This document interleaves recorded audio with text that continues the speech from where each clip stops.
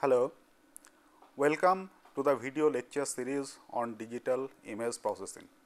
Will also satisfy this particular condition.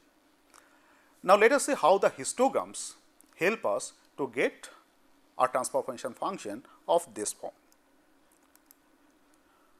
So, now we assume, so as we said that we assume that the images assume the intensity values, normalized intensity values in the range 0 to 1, and as we said that R is an intensity value in the original image, S is an intensity value in the processed image. We assume PRR to be the probability density function of R, where R is a variable representing intensity values in the original image, and we also assume PSS to be the PDF or probability density function of S, where S is a variable representing intensity values in the processed image. So, these are the two probability functions PDFs that we assume. Now, given this, from elementary probability theory, we know that if PRR and the transformation function TR, they are known, and T inverse S is single valued and monotonically increasing. T inverse S is single valued and monotonically increasing.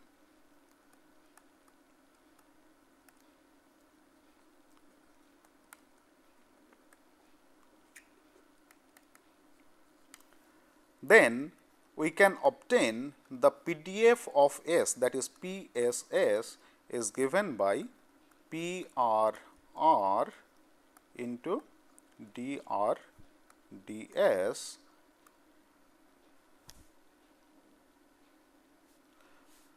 where at R equal to T inverse S. So, this is what is obtained from elementary probability theory, that if we know PRR and we also know TR and T inverse S is single valued and monotonically increasing, then PSS can be obtained from PRR as PSS is equal to PRR into dr ds. Now, all the histogram processing techniques, they try to modify the probability density function PDF PSS, so that the image gets a particular appearance, and this appearance is obtained via the transformation function TR. So, now what is that type of TR, the transformation function TR that we can have? So, let us consider a particular transformation function.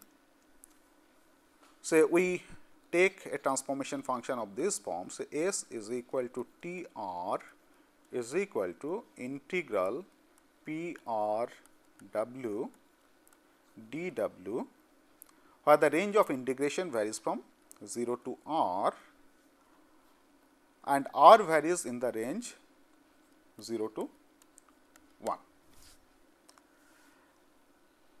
So, you find that this integral gives the cumulative distribution function of the variable R. Okay. Now, if I take TR of this particular form, then this particular TR will satisfy all the conditions, both the conditions that we have stated earlier, and from this we can compute ds upon dr, which is nothing but PRR. So, by substitution in our earlier expression, you find that PSS, as we have said, is nothing but PRR into DRDS. This we have said earlier, this is obtained from elementary probability theory, and in this particular case this will be PRR into 1 upon PRR, which will be equal to 1. So, you find that if we take this particular transformation function, which is nothing but cumulative distribution function of the variable r, then using this transformation function, the transformation that we get, this generates an image which has an uniform probability density function of the intensity values S. And we have seen earlier that an image, high contrast image, have a probability distribution function or has a histogram which has intensity values, pixels having intensity values over the entire range 0 to 255 of the pixel values. So, if I go for this kind of transformation, as we are getting an uniform probability distribution function, probability density function of the processed image, then this is expected, then this is what is going to enhance the contrast of the image. And this particular result is very, very important, that PSS is equal to 1, and you find that we have obtained this result irrespective of T inverse S. And that is very, very important, because it may not always be possible to obtain T inverse analytically. So, whatever be the nature of T inverse S, if we take the cumulative distribution function of R and use that as the transformation function T R, then the image is going to be enhanced.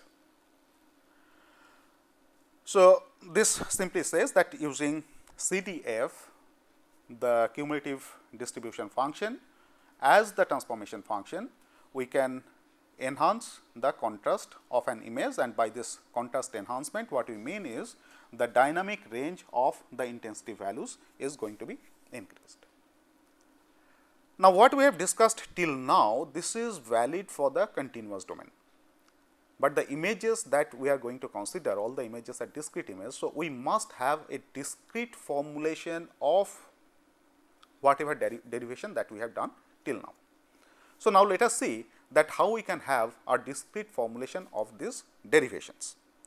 So, for discrete formulation, what we have seen earlier, that PRRK is given by NK divided by N, where NK is the number of pixels having intensity value RK and N is the total number of pixels in the image.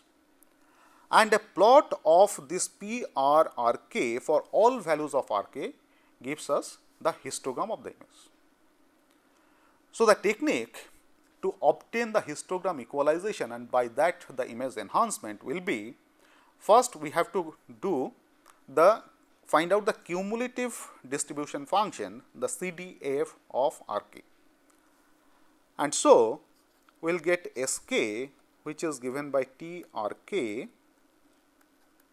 and this TRK now is the cumulative distribution function, which is PR of say Ri, where I will vary from 0 to k, and this is nothing but sum of Ni by N, where I will vary from 0 to k.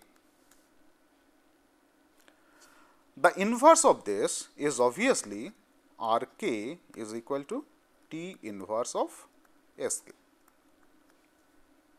for 0 less than or equal to Sk less than or equal to 1. So, if I use this as a transformation function, then the operation that we get is an histogram equalization, and as we have said that this histogram equalization basically gives us a transformed image where the intensity values have an uniform distribution, and because of this the image, the processed image that we get appears to be a high contrast image. So, let us see that what are the results that we can get using such a kind of histogram equalization operation. So, here on the left hand side we have an image, and it is obvious that the contrast of this image is very, very poor. On the right hand side we have shown the histogram of this particular image, and here again you find that from this histogram that most of the pixels in this particular image have intensities which are very close to 0, and there are very few pixels in this image which have intensities having higher values. By this histogram equalization, the image that you get is shown on the bottom, and here you find that this image obviously has a contrast which is higher than the previous image, because many of the details in the image are not very clear in the original image, whereas those details are very clear in this second image. And on the right hand side we have shown the histogram of this processed image, and if you compare these two histograms, you will find that the histogram of this processed image is more or less uniform. Equalization, we can have such a kind of enhancement. This shows another image again processed by histogram equalization. So, on the top you find that this is the image of a part of a car, and because of this enhancement, not only the image appears to be better, but if you look at this number plate, you find that in the original image the numbers are not readable, whereas in this processed image I can easily read this number, say something like FN0968. So, this is not readable in the original image, but it is readable in the processed image, and the histogram that I get of this particular image, which is near to be uniform. So, this is one kind of histogram based processing technique, that is histogram equalization, which gives enhancement of the contrast of the image. Now, though this gives an enhancement, it gives contrast enhancement, but histogram equalization has got certain limitation. First of the limitation is, using this histogram equalization, whatever image you get, the equalized image you get, that is fixed. I cannot have any interactive manipulation of the image. So, it generates only a single processed image. Now, to overcome this limitation, if some application demands that we want to enhance only certain region of the histogram, we want to have the details within certain region of the histogram, not what is given by the histogram equalization process, then the kind of technique that should be used is what is called histogram matching or histogram specification techniques. So, in case of histogram specification techniques, what we have to have is, we have to have a target histogram. So, we have to have a target histogram, and the image has to be processed in such a way that the histogram of the processed image becomes same as that of the target histogram. Now, to see how we can go for such a type of histogram specification or histogram matching or histogram modification, initially we assume that we have two variables. One is variable R representing the continuous gray levels in the given image, and we assume a variable Z representing intensities in the processed image. R is the intensities in the original image, and Z represents the intensities in the processed image, where this is specified in the form of the probability distribution function PZZ. So, this PZZ specifies our target histogram, and from the given image R we can obtain PRR, that is the histogram of the given image. So, this we can obtain from the input image.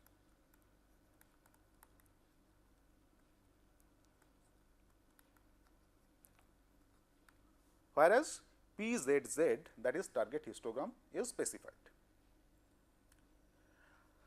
Now, for this histogram matching, what we have to do is, if I equalize the given image using the transformation function, S is equal to TR, as we have seen earlier, is equal to PR W dW within range 0 to R.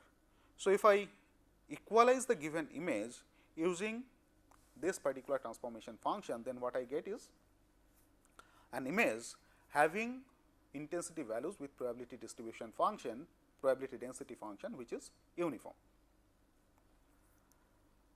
Now, using this PZZ, we compute the transformation function GZ.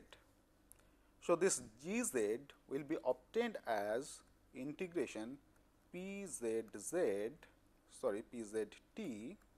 into dt in the range 0 to z. And then from these two equations, what we can have is Gz is equal to Tr, that is equal to S. Okay? And this gives Z equal to G inverse S, which is equal to G inverse Tr. So, you find that the operations that we are doing is, firstly, we are equalizing the given image using histogram equalization techniques. We are finding out the transformation function Gz from the histogram, from the target histogram that has been specified. Then this equalized image is inverse transformed using the inverse transformation G inverse S. Okay? And the resultant image, by doing this operation, the resultant image that we will get, that is likely to have an histogram which is given by this target histogram PZZ. So, our procedure is, first equalize the original image, obtaining the histogram from the given image, then find out the transformation function Gz from the target histogram that has been specified, then do the inverse transformation of the equalized image using not T inverse, but using the G inverse, and this G inverse has to be obtained from the target histogram that has been specified. And by doing this, the image that you get becomes an histogram modified image, a processed modified image, a processed image whose histogram is likely to be same as the histogram that has been specified as the target histogram. So, again this is a continuous domain formulation, but our images are digital. So, we have to go for a discrete formulation of these derivations. So, now let us see that how we can discretize this particular formulation. So, again as before, we can find out Sk, which is equal to Tk, Trk, which is equal to sum of Ni by n, where n varies from, where r varies from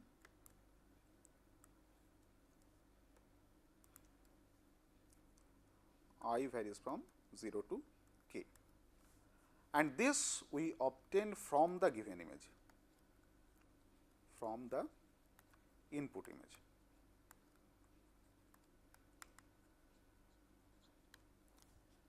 And from the target histogram that is specified, that is PZZ, we get a transformation function, say Vk equal to Gzk, which is equal to sum of PZZi, where now I varies from 0 to k, and we set this equal to Sk, and this has to be for k equal to 0, 1 up to L minus 1. And then finally, we obtain the processed image as the inverse of, or G inverse of T R k. So, this is the discrete formulation of the continuous discrete formulation of the continuous domain derivations that we have done earlier. Now, let us see that using this what kind of operations that we have. So, here it shows a transformation function T r is equal to T r on the left hand side, which is obtained from the given image, and using the target histogram we obtain the function g z. So, this function T r gives the value s k for a particular intensity value r k in the given image. The function g z, it is supposed to give an output value v k for an input value z k. Now, coming to z z, you find that z k is the intensity value which is not known to us. We want to find out z k from r k. So, the operation that we will be doing for this is whatever s k that we get from r k, we set that s k to this second transformation, and now you do the inverse transformation operation. So, as shown in the next slide, we set s k along the vertical axis of this v equal to g z transformation function, then you do the inverse transformation, that is from s k you come to z k. So, what we have to apply is an inverse transformation function to get the value z k for a given intensity value r k in the original image. Okay, now, conceptually or graphically this is very simple, but the question is how to implement it.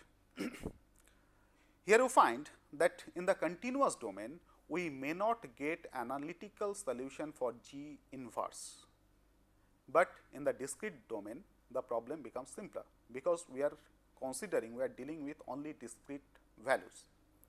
So, in case of discrete domain, this transformation function, that is r k to s k or s equal to t of r, or z k to v k, that is v equal to g z, these transformations can be implemented by simple lookup tables. So, by this what I mean is something like this. T r is represented by an array where for r k the k indicates an index into an array, and the element in that particular array location gives us the value s k. So, whenever a value r k is specified, using k immediately go to this particular array R, and the content of that array location gives us what is the corresponding value s k. Similarly, for v equal to g z k, v k equal to g z k, we have similar operation that if z k is known, I can use k as an index, go to the array z, then I get the corresponding value v k. Now, in the first case it is very simple, I know what is the value of r k, so I can find out what is the corresponding value of s k from this array. But the second one is an inverse operation. I know s k, or as we have equated s k to v k, I know what is v k. Now, from this v k, I have to find out what is the corresponding value z k. So, this is an inverse problem, and to solve this problem, we have to go for an iterative solution approach.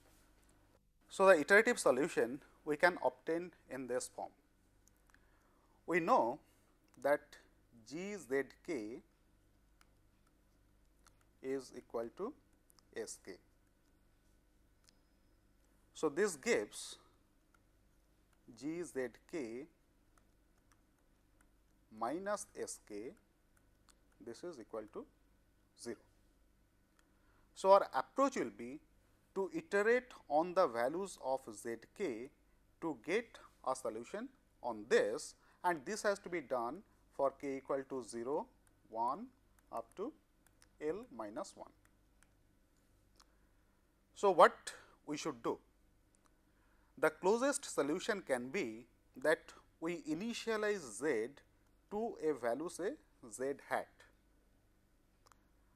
So, we initialize z k is equal to z hat for every value of k, where this z hat is the smallest integer, z hat is the smallest integer which satisfies g z hat minus s k greater than or equal to 0. So, our approach can be that we start with a very small value, the smallest integer of z hat, then go on incrementing z hat by 1 at every step until and unless this condition is satisfied. So, when this condition is satisfied, then the value of z hat we get, that is the z k corresponding to this given value s k. So, now let us stop our discussion today. We will continue with this topic in our next class. Thank you.